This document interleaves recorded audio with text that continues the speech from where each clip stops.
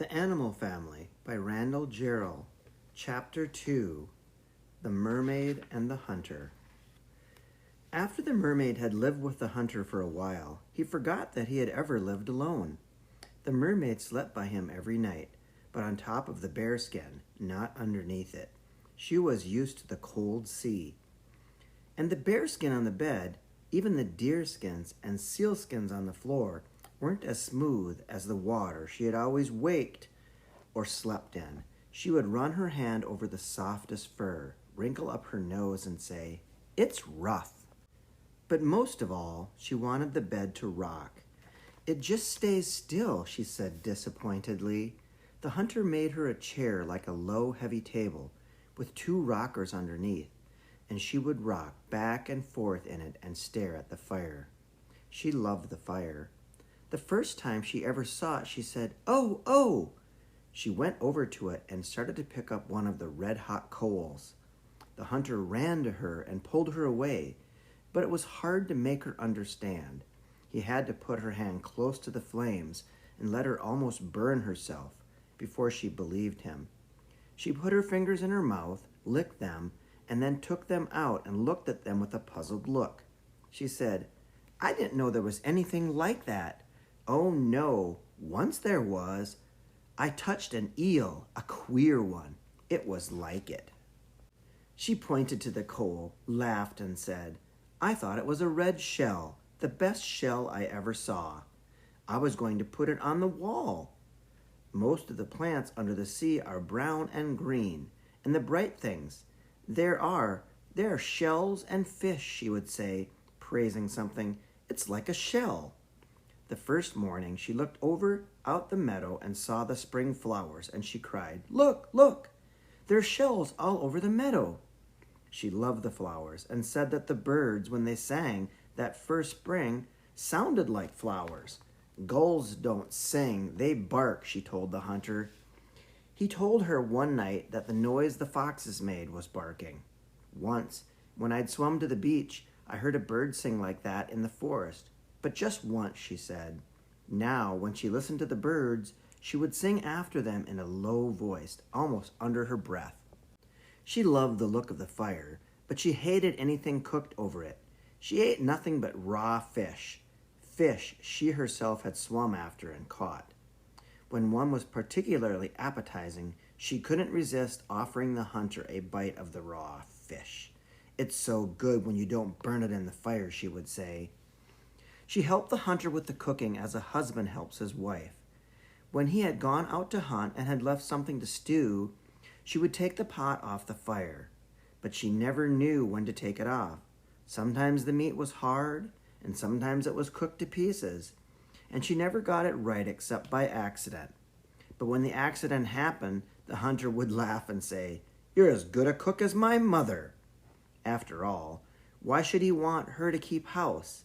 "If you had a seal that could talk, would you want it to sweep the floor?" he said. The mermaid loved to bring the hunter shells and starfish and seahorses and things from a wrecked ship at the bottom of the sea.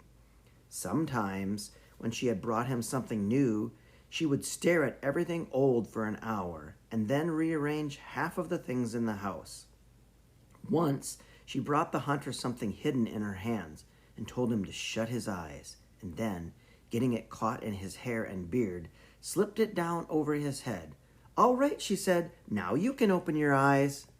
When the hunter opened his eyes and looked down on his chest, he saw gold and green and blue stones. She had made him a necklace. He was so surprised that he almost said, "Men don't wear necklaces," but instead he kissed the mermaid. He turned the necklace around and around in his hands, and he told her it was the best gift he had ever had. She said happily, "You can find anything down in the sea. The ships sail over us for a while, but at last they sink," she said. "In the end, everything comes to us in the sea." The best thing she brought them was a ship's figurehead. They put it up over the door. It was all covered with barnacles and clams and mussels, but when they had scraped those off, you could see the paint even.